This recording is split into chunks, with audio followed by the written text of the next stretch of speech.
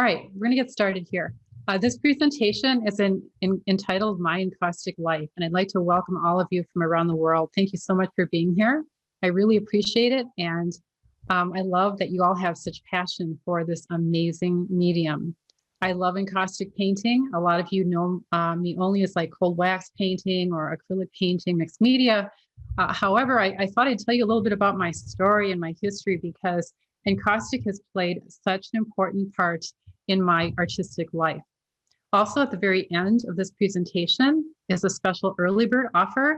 At the end, I kind of like hinted at it in the emails to you guys, and I said, hey, you know, you want to be on this call, don't miss it, because you have to be there to kind of to hear about my special. And I'm very excited to tell you all about it. But first, I want to kind of lay the groundwork for what I'll be talking about at the very end of the call. So it all began, as far as encaustic goes, when I lived at 493 Roaring Lion Road. At that time, we lived in the woods, and we had kind of an old house, and we had like a lot of little funny areas. And this happened to be where I got started with encaustic. It was a attached garage, but it was really like a storage area, not where we parked our cars, but it was like this, I don't know, you'll see other images, but it's a very narrow area. So in 2008, I set up to work in encaustic in our attached garage. Now, at first, I used a box fan for ventilation, and here's a box fan. I'm sure a lot of you have a box fan, but all you need to do is like have a window that slides open or that you raise, and you can put a box fan there. Now, that just allows you to keep your area ventilated. And for those of you who are completely new to encaustic, let me just explain really quickly. The word encaustic means burning in. Here's my propane torch, and I've got a little butane torch here as well. Sometimes I have a heating gun. And there are some safety precautions, but not a lot. One of them would be that you want to have a safe space with ventilation. So whether that's an open window, an open door, you can go a little bit more than that and have fancy ventilation, but I will stress that safety is always important. Protect your health. Notice all the heated implements here, pancake griddles, electric frying pans. Well, I got these things at a thrift store, and I thought that was pretty cool because there aren't many mediums you can get started with by going to the thrift store. But when it comes to mark making, when it comes to the pancake griddles, these little containers here are used pet food cans or tuna cans. So this is where I got started. Here's another shot of like some other materials. And I used cheap chip brushes. They're pictured right here. So if you go to any hardware store and go to the paint section, you know, these brushes are like $1 each. They're really inexpensive. I would say that of all my encaustic brushes, I have mostly these chip brushes because, you know, you kind of have one for each color. Now, I also have these large Caughey brushes. These are special in that they have natural bristles, but notice the width. If you start to work larger, as I've kind of talked on my YouTube channel, well, when you work larger, your equipment has to get larger as well. But many things, again, I got from the thrift store. Oil paints can be used to make your own colors, and used PET cans can hold your paints. And I did organize my handmade waxes in plastic drawers, and I labeled them over here. This is my older studio. Here, this drawer shows the PET cans. These are cat food cans. Here's another view. This kind of shows how narrow. I know that a lot of us are limited by space, and we might think, you know, gosh, can I work in encaustic? Do I have enough space? Yes, you can. This was so tight. I literally had to like sometimes go through here sideways because it was hard for me to get around. But all you need to do is have a table and then put your supplies on like some sort of a table beside it. I happen to have a lot of carts on wheels, and then have some ventilation, and you're pretty good to go. This up here shows my dry pigment collection. In the early days, I made my own encaustic waxes. So I collected dry pigments from Sinopia, Kama, Douglas and Sturgis, and I have a whole list, a whole PDF of like all of where I get all my supplies because I don't want to have to dig up this information again and again. Here are some handmade or homemade encaustic paints. Some of the little bit of cooking that I actually do. Just ask my family. Okay, So my very first encaustics, I did them in 2008. That's when I took a workshop from Shauna Moore. And the reason I took the workshop from her was because I had gone up to, I think it was Whitefish. I went to a gallery and I saw an encaustic and it just blew me away. I had to ask the gallery owner, like, okay, what is this medium? I've never seen it before. And I was just like, I couldn't get enough of it. So for those of you who, I mean, I'm assuming that all of you have like seen an encaustic, but for those of you who may not have seen the surface of an encaustic, hard to kind of describe, but it's lustrous. It can be super smooth. It can be bumpy. But the thing about it is that when you shine it or buff it with a cloth, the sheen cannot be beat. I just don't think that there's another medium out there that can come anywhere really close to the effect or surface quality of an encaustic painting. And I just wanted to explain that because I was new and I hadn't even taken any classes yet or anything, I did get the book by Joanna Matera, the encaustic medium, but I used stencils and graphite for this painting and this painting. And I didn't know anything. All I did was I glued a piece of paper onto a piece of wood. I had graphite powder and stencils. Here's the stencil. The katagama stencils are used in making kimono patterns. And after I finished the drawing, I then coated it with beeswax. I buffed it and pretty much that was it. Did a few other things, but that shows you how quickly it can work. And then around that time, the Missoulian, which is a local newspaper, came to visit my studio because I was going to be showing my work at Radius Gallery in Missoula, and they were curious, what is encaustic? So they came to my studio and they really got a lesson because they had no idea that anyone would paint with molten wax and propane and plus the mess I was making, which, you know, that's me. But I think they were quite entertained. So that's a picture of me back then. Okay, then I started grad school in 2008 also. So the coincidence between starting encaustic and going to grad school, they kind of collided. And encaustic became such an important media for me to work with. So these encaustic paintings were done. This one's called Earth and Sky. Again, there's a graphite drawing and ink kind of, you know, some drawings as an under drawing. And then this over here, you'd be kind of surprised because it looks really complex, but you can actually incorporate digital printouts with encaustic. So those of you who do photography, it's the same thing. You can incorporate photography into an encaustic painting. And I've worked with students who love to do that. And, you know, like Leslie loves to do things like that. She was talking about all the things that she does. So once I did the printout, I then incised lines and filled them with, you know, various things like oil paints. So those oil paints that you might have, they can be used in encaustic. And this is a digital printout. I designed this, and then I have a collage piece of paper here, and just another example of another technique. And these two pieces are in the permanent collection of the Montana Museum of Art and Culture at the University of Montana. Now moving on, this is now 2011. The ability to evoke emotion was easier for me in this medium. Now, I think part of that has to do with the immediacy of this medium. So think about it. You're not waiting for paint to cool. You're waiting for paint. I'm sorry, you're not waiting for paint to dry. You're waiting for paint to cool.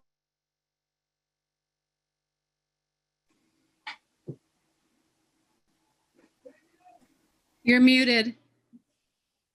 Thank you. Thank you very much. If any of you can let me know when I'm muted, I'd appreciate it. So I'm not sure where I left off exactly, but the ability to evoke emotion was easier in this medium. And I think this may be due to the immediacy of this medium.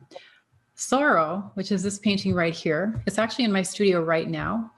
And the reason I have it right now, I've never wanted to sell it. It's one of my favorite paintings over my 30 years of being an artist. I would say this is like one of my top paintings. And I'm sure you're saying, why?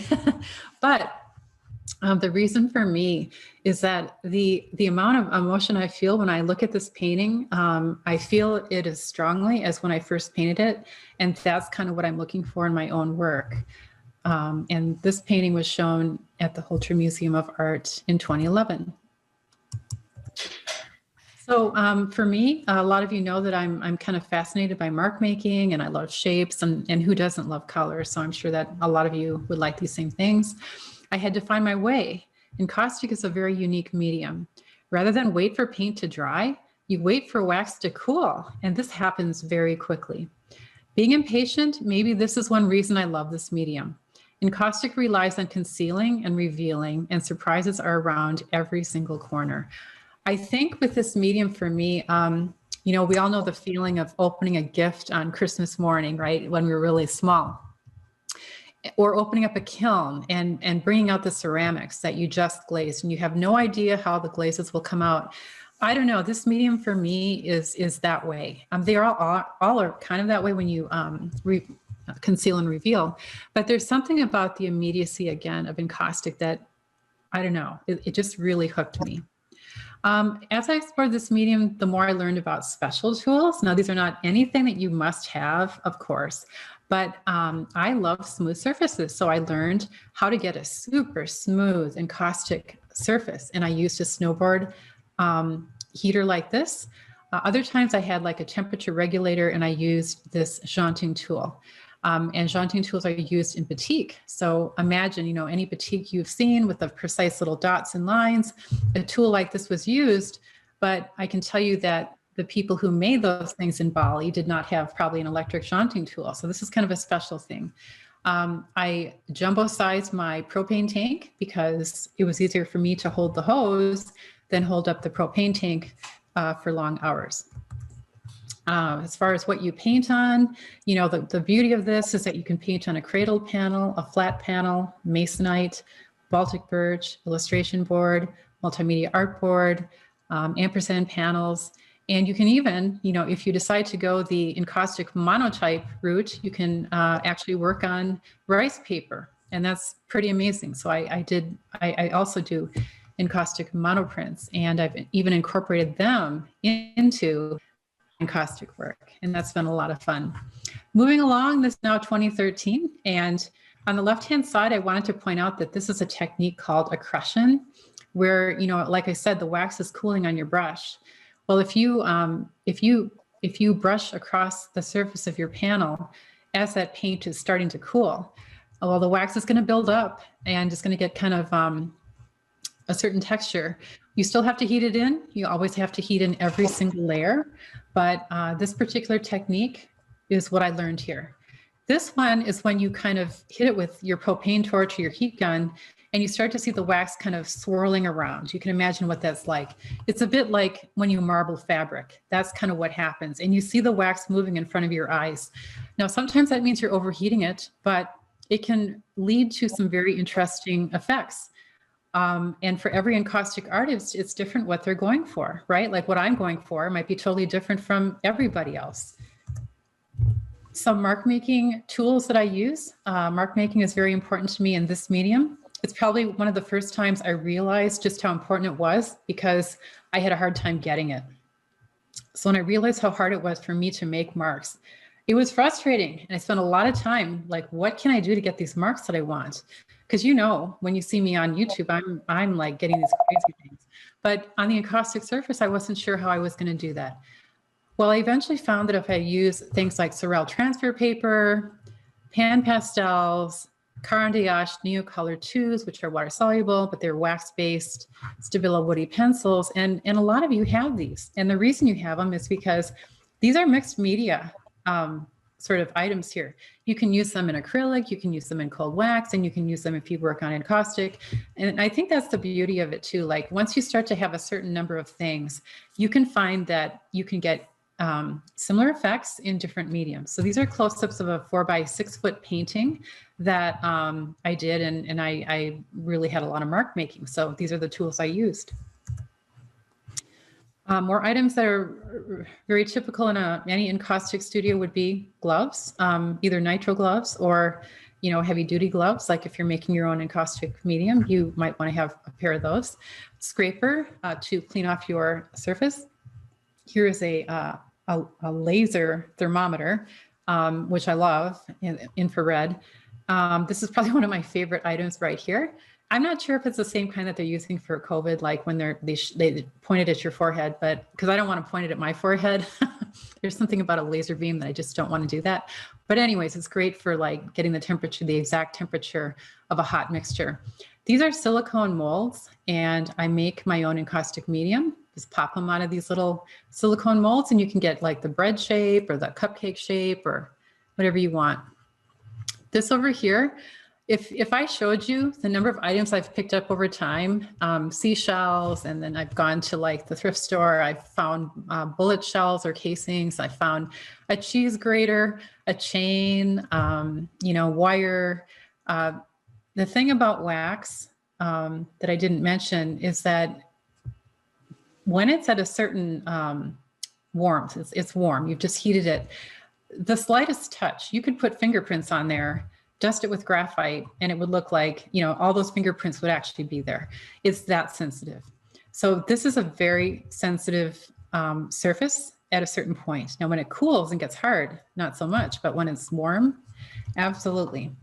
A few important discoveries led to a whole new way to make marks for me. I discovered new ways to make unusual shapes and marks, and this was a huge game changer for me. When I started to realize what I could do with this medium, there was no turning back.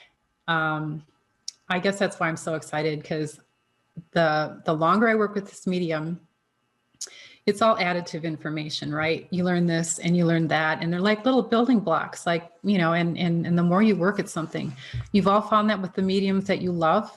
And I'm taking you through this journey because you can probably see that my work is changing over time. You're seeing new techniques that are tried. You're seeing maybe more definitive shapes. You're seeing lines. You're seeing dots. That was not so much in the earlier work. And that's a pretty big change. In 2015, mixing encaustic with other mediums opened a whole new world for me. I was able to adjust value. Value is how light or dark your colors are. So this is a dark value, and this is a lighter value. This painting was not that way until I started to use mixed media. And I just made this painting conform to what I wanted. And when I did that with my mixed media, I was like, oh my gosh, I cannot believe it, because this is what I wanted. So very exciting time. These two pieces are now, they were part of at a university, they've got these % for art calls, and you can submit work, and then they usually want them for some building on campus. Well, these two got into the chemistry building. This one's called Chem 101, and this one's called Osmosis. In 2016, I began to scale up to, larger sizes, but these are actually close-ups of all different sizes of work, just to show you the amounts of detail, some techniques. And then this would be the other side of our garage. So it wasn't enough for me to take one side of the garage. I had to take the other side, which is where the cars go. So notice there's not a car here. Instead, this is my Roland hot box. And here are my homemade monotype waxes. And this is a monotype. It's done on rice paper. And this was so it wasn't enough for me to take over both sides of the garage. I then eventually, like a virus, took over one of our bedrooms. And this is where I did framing. And I was very fortunate that my family, they knew there was no stopping me. And I literally was starting to creep and crawl over other rooms in the house and take over. And this was yet another room. So this is my third studio here. But I had to keep the framing studio very clean because, no cat hairs, no pet hairs, nothing, or, your framing would be ruined. But then this is the end of July. This is our house right here on Roaring Lion Road. And these are the big windows facing this road down here. And I was on the other side of the house painting in the living room. And my sister-in-law came in and popped her head and said, there's some funny smoke down the road. And I said, I don't care. I'm going to continue painting, because we'd been evacuated twice before. Nothing came of it. So I just thought to myself, I'm going to keep painting. However, I then popped my head out the door, and what I saw was this. And I was very fortunate because my husband, our two sons, and my sister-in-law were all home. And everybody, I think everybody just grabbed my paintings because I was working for this solo exhibition, and I was only halfway there. They knew how important it was that to grab my work, but of course they didn't grab things that would have been meaningful to them. And we lost all of my husband's sculptures. And it's hard to really describe the impact of this. But we were not allowed to go back to our property until 4 days later. And we still thought maybe there's a chance that something is there. We didn't know. But by the time they let us back, the ground was still like smoldering. This is our older son, Kalen. He's walking on the foundation of where I was painting. This was our living room. And this is probably our front door. This is our younger son, Evan, and his bedroom was actually above. He's actually in the basement level, but his bedroom was right above here. And he was looking for, things that he thought might have survived the fire. And then my encaustic studio was, I don't know why some of these things survived, because everything else just disappeared. It evaporated, but I collected these things from my encaustic studio, and I still have them. In fact, I took a picture of it today. So I lost everything. I didn't have a single paint left, a single brush left, piece of paper. I lost a lot of art, but my family rescued, the big pieces for my show. And I was lucky in that I was able to now rent this space. It's the Rocky Mountain Grange. Nobody was using it. And this is it today. I had to, insurance helped me a lot. Because otherwise I don't know what I would have done. These are two works that I incorporated the ashes from our house into that were in the museum show. And I felt that, I didn't have any equipment. So the first thing I got was a hot box. And then the next thing I did was made my own monotype waxes. And that's all I had. I couldn't really do the traditional encaustic because I didn't have the equipment, but I did have a hot box and I did have dry pigments, the ones I ordered. These are very there's not a lot of color. So I just had a few colors, and I put in some of the ashes from our house into the wax. And I think that the work I did in this period of time, which was August, September, October, November, they lended great meaning to this exhibition, which is now part of the catalog that I have that goes with the show. In 2017, I continued to, discover new things. That's part of the fun thing about this medium or any medium is you continue to progress. And 2018, these are very tiny scale. I'd never done anything this small. These are 2 by 3 inches. I guess it's not that small, but I started to play with collage material and kind of just incorporated some of the same techniques, but on a much smaller scale, and found that to be really challenging. I don't know how many of you find that to be challenging, but I find that, sometimes you start to work really large and then working really small becomes hard, or maybe vice versa. And I don't know about you, but I constantly try to vacillate between the two so that I don't get too comfortable in any one size. This is a series of, these are just encaustic on paper. The paper is rice paper. And for me, monotypes are all about mark making. They feel like it's a way of drawing. And so I guess that's one reason I love it, is because it is mark making. But I found ways to actually make encaustic paintings out of these. So you mount them on a panel, you coat them with a couple layers of encaustic medium, and then you can buff them. And it's just a wonderful marriage between encaustic monotype and encaustic paintings. Here is just a grid showing that I'm experimenting with various colors and designs and compositions. And who doesn't love image transfer? Those of you on the call who happen to be acrylic artists, there's an art to it in any medium, but you can do it in encaustic, and it's actually very similar to what you have to do with acrylic. These are some publications that I've been in. This is Encaustic Art Institute. And I was invited to submit images for this magazine, and I'm in the process of preparing another article for them. Justig was a recent publication, and I've been actually approached by their artists saying, hey, is this a good magazine to be in? And it was actually a gallery that found me through this magazine and invited me to be in their California gallery. So that was a nice outcome. And this is my Simply Not catalog. 2019, just more experimenting, but notice how my shapes are becoming clearer. My values are becoming clearer. I think my voice is becoming clearer. And I think this is all part of understanding the medium, what it can and can't do, and then also understanding what it is I want from my art. These were little pieces of paper from Oaxaca, where I taught in Mexico, and we went to a paper factory, and I brought home these necklaces that were all these little rectangles, and I had to snip them off of the necklace, and they were all different colors.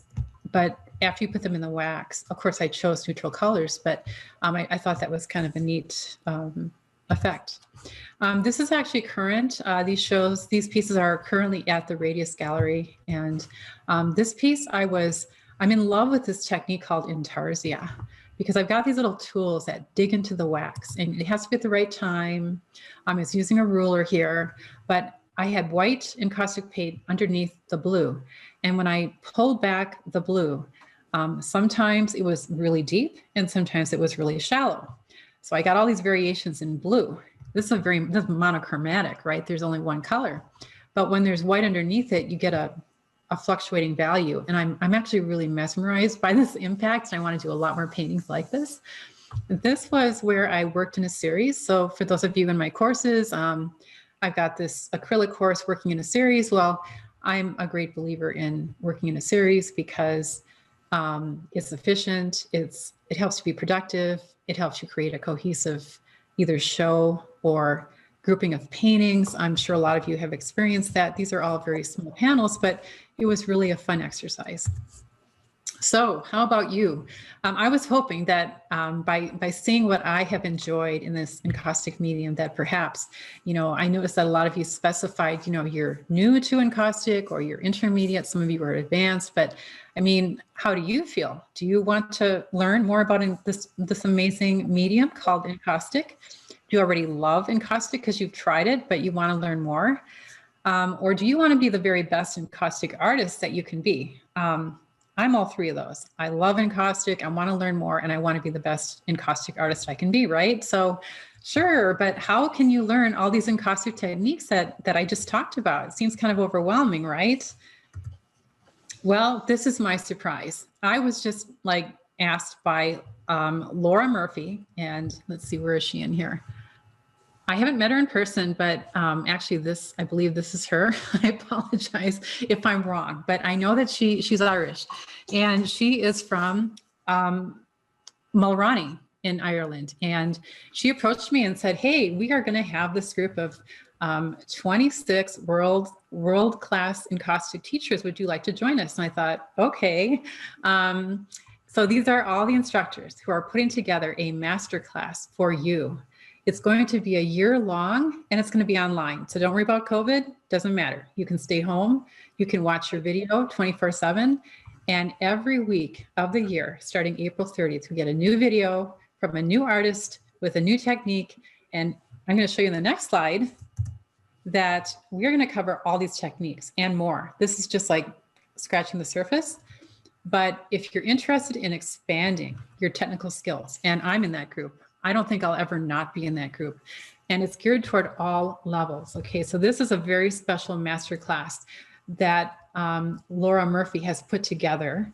And she's called all these artists and, contacted us and what do you want to present? What is your specialty? So each artist has their specialty. It's, photo encaustic or monoprints, or maybe you play translucency off of opacity. Maybe it's sculptural, maybe it's assemblage, maybe it's mosaic, maybe it's color theory and value. So I'm not going to read through all these, but you get the idea. There are a lot of techniques that can be learned in encaustic.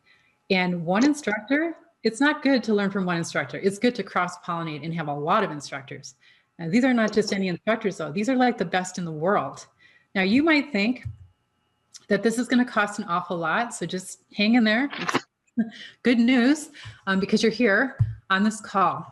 So here's a list of all the artists. I put them in alphabetical order, and then this is all the work that's done. Each work is submitted by one of these artists. So you get a feel for sculptural, bookmaking, there's collage, there's intarsia, there's assemblage, there's the accretion where you're building up these layers of wax. It just goes on. And I guess that's what you start to see. Wow, there's an awful lot that this medium can offer me, right? So early bird pricing, because you're here It's only $199. I don't know if you guys are happy about that, but when I saw the price, I was like, seriously? Because they were saying that if you were to go to all these studios or say, take these lessons from 26 of the world's best encaustic artists, you're looking at $5,000. So I hope you're happy, okay? But that's not even it, okay? So being the instructor I am and having the passion for teaching that I have and loving encaustic like I do, I was like, okay, that's good, but let's make it better, okay? So for the first 100 artists who sign up at my website, which is right here, encausticmasterclass.com, I'm going to throw in my brand new encaustic mini class for free.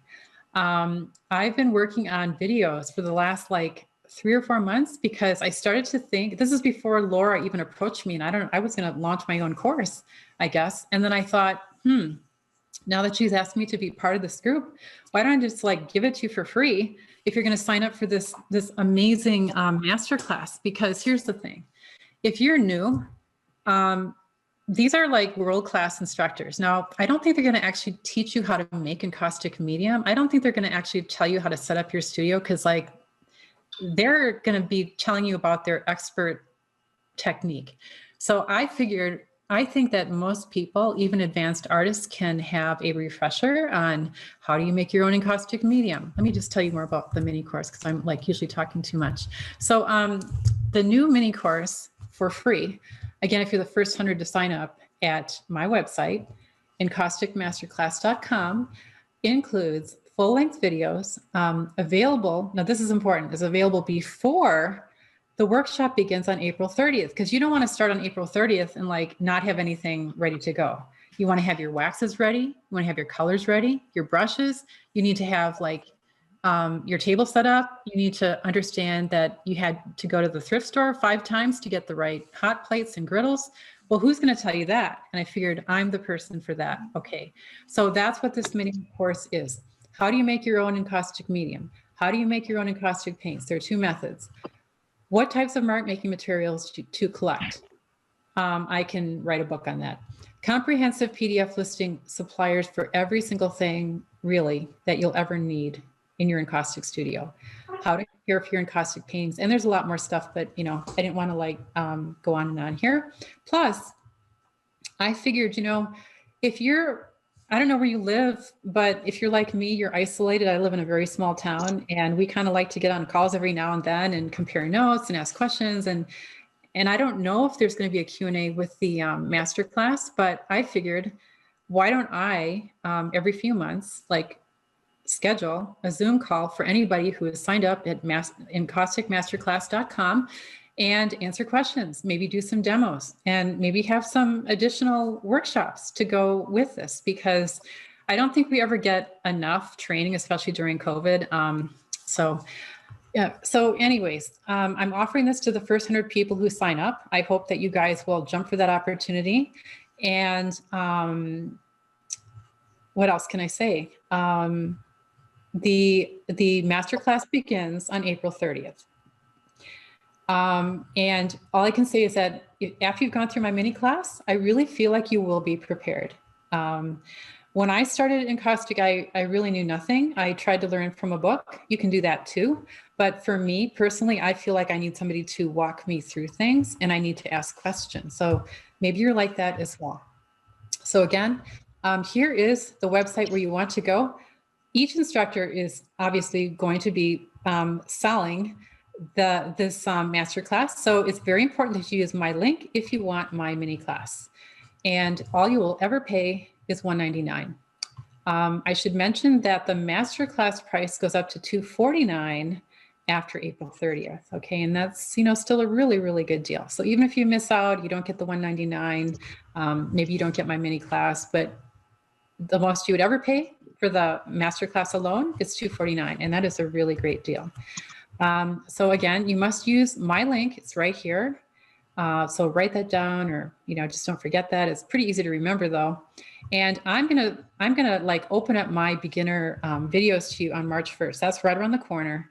You're gonna have 2 months to prepare for the masterclass, Essence of Mulroney workshop. And I'd like to thank my two boys who are actually helping co-admin this call. This presentation was energized by Vogue Superfood. This is like my favorite product that is like, I don't often talk about it, but Vogue Superfoods is what keeps me going. It's what got me through grad school, because when I look back on those days, I had to drive an hour back and forth between Hamilton and Missoula, and I was a terrible driver. I would get like highway hypnosis in an hour and I'd fall asleep. But this product gave me a nice energy that kept me from getting in car crashes, and it keeps me awake. I used to take 4-hour naps every day. I suffered from anxiety and depression. When I started taking this product, not recommending it for like mental illness or anything, but I'm just saying that I had the energy. I didn't need my nap. And that's how I've been able to actually get things done. So here is a special coupon that they are offering for you guys. This is my company name. If you use Art and Success at VoqueSuperfood.com, you'll get 25% off your first order. And I highly recommend this product. And some of my my most, what should I say, active artist friends, they rely on this product as well.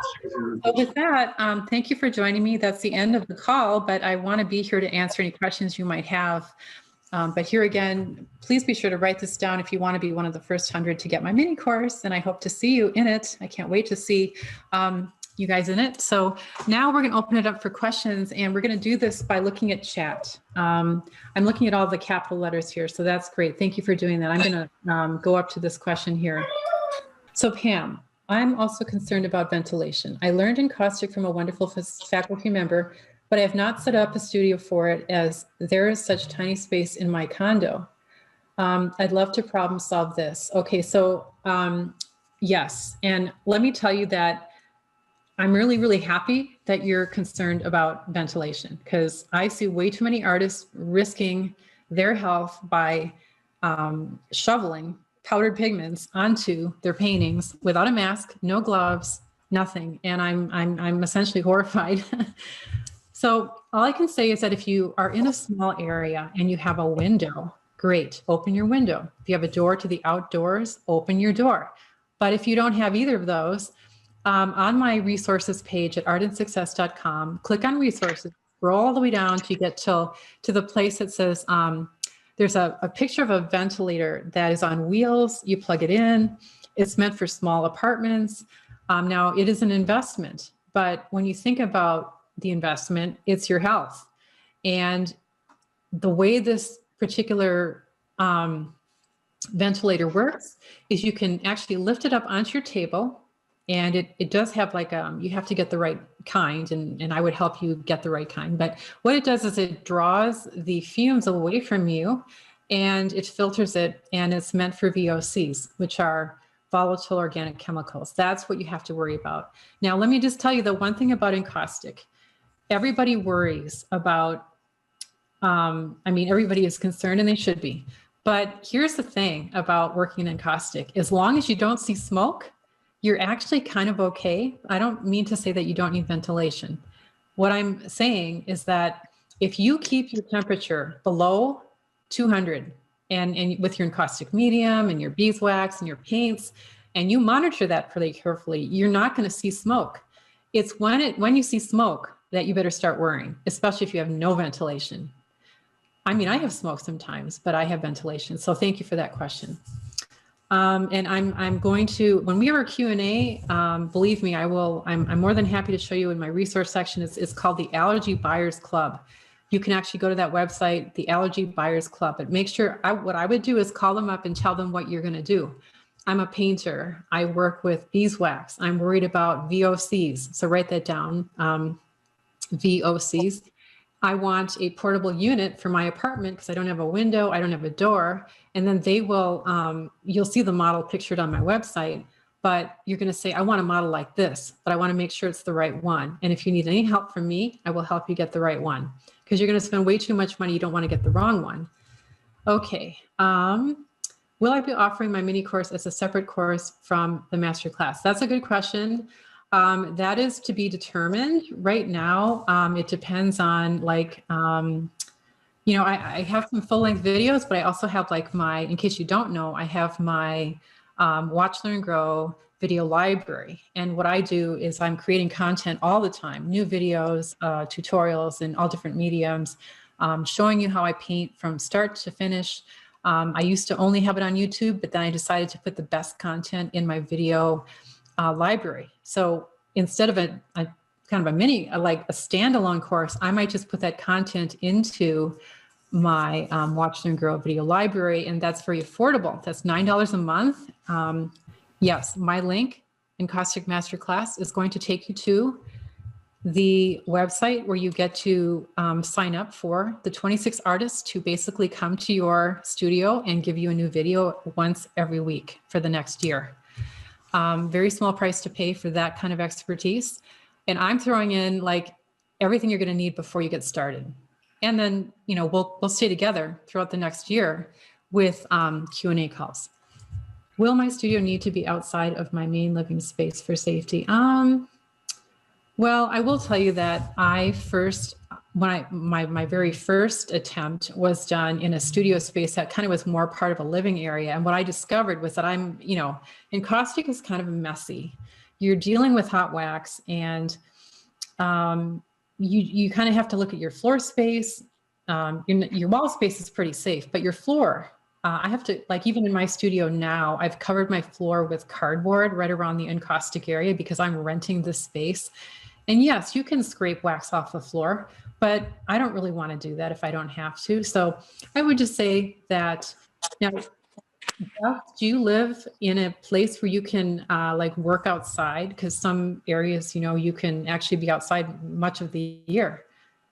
I don't know where you live, Beth, but I would just say that if a garage is great. I would like any place with a concrete floor, or that you can cover your carpet with cardboard, or I'd say any individual questions you might have, I definitely will problem solve with you and make it work, because I know you can do it. Okay, great. So Lucy just signed up. That's awesome. I hope you get to be one of my first 100 as well. I won't know until after the call. I'm not sure how to do it. I'm not having luck with that link either. Okay. What I would suggest is that you refresh your browser. Sometimes cookies get planted into your browser. So if you're on Chrome, try Firefox, or vice versa. You might need to restart your computer or try it on a cell phone. I've tried all these different ways as well, and I never had troubles. But worst case scenario, you can try an incognito browser that has no cookies at all. Type in encausticmasterclass.com. It'll be $199. You can either use any credit card or PayPal. So kind of covers everything. And I should also let you know there are no refunds. So let me see. A lot of questions about ventilation, and I understand that. So I'm really glad you're thinking about that. How long can you get the early bird discount? Well, the $199 for the masterclass is good through April 30th. After April 30th, it goes up to $249. But again, that's still a really great deal for 26 of the world's best encaustic artists teaching you. As far as my thing goes, again, if you're one of the first 100, and then that's awesome. You'll get my mini course for free. Okay, Joan is saying you can't find the website on Google. It's www.encaustic. Make sure you spell encaustic correctly. It's a funny word. I keep like transposing the U and the A. Most times, if you don't have it come up, you got to check your spelling. It's just one of those words that, I don't know, I'm always misspelling encaustic.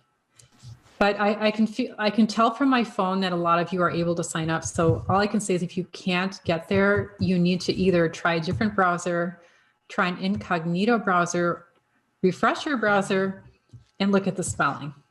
Yeah, I don't want to take any more of your time, but I want to thank you all. Let me just stop sharing here. I know you have questions, but I'm not going anywhere. I'm still going to be around. And believe me, for those of you who are in the mini class, I'm going to be calling or sending you a link for our first get together on Zoom so we can get to know each other, and we will continue the conversation. But I'm just really, really thankful and grateful to have you here. For those of you who decide not to work in Encaustic, then hopefully I'll get to meet you in another medium on YouTube. Just love to kind of keep in touch. But thank you so much, everybody. And I'm going to close the call now. Have a great rest of your evening, and I hope to see you soon.